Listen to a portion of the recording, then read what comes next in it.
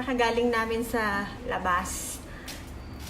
Galing kami ng mall at bumili ako ng mga kung ano-ano sa Daiso.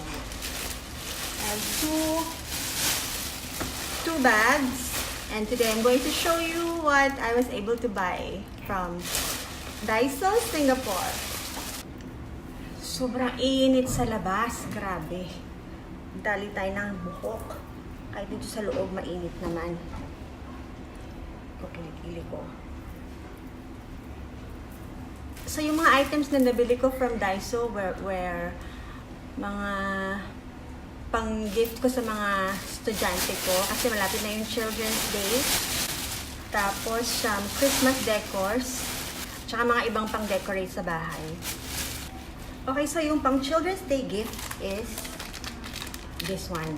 Towel, tapos talagyan ng towel. So, parang ganito.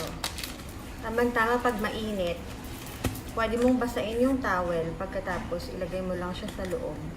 Tapos, meron ka ng pamunas pag naiinitan ka. Diba? Pag mainit ang panahon, masarap magpunas ng tuwalyang basa at malamig-lamig. Tapos, ito mga very cute na mga erasers. Ayan, scissors. Ano ba to? Sharpener. At saka, tape dispenser. Oh, cute! Tapos this one. Saan ba ang camera?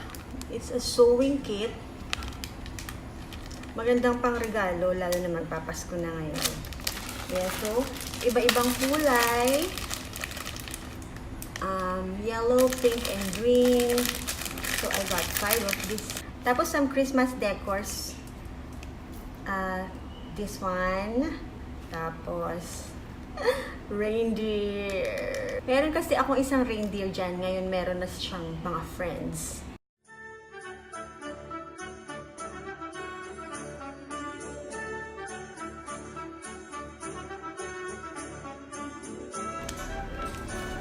Tapos, placemat. Pang Pasko na placemat. Tapos, meron doon mga frames na super cute. Super cute na mga designs. Ayan, this is one. Ay, madilim. This is one example, cactus. Tapos, meron din silang stand. So, you can just put it there and then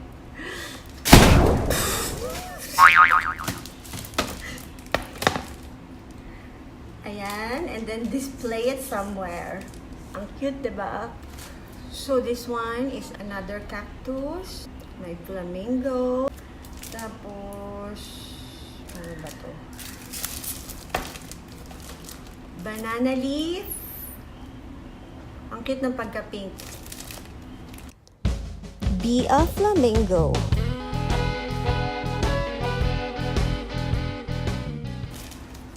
Lemons. May lemon.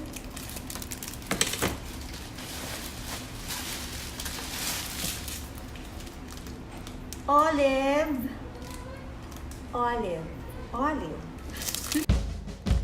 And this is how they look like in the wall. Ito yung gusto kong leaf.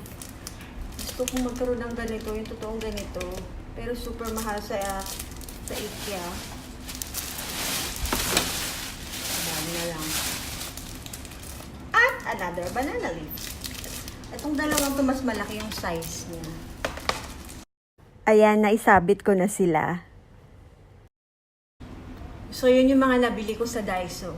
That's only for $2 each. Ang cute, diba?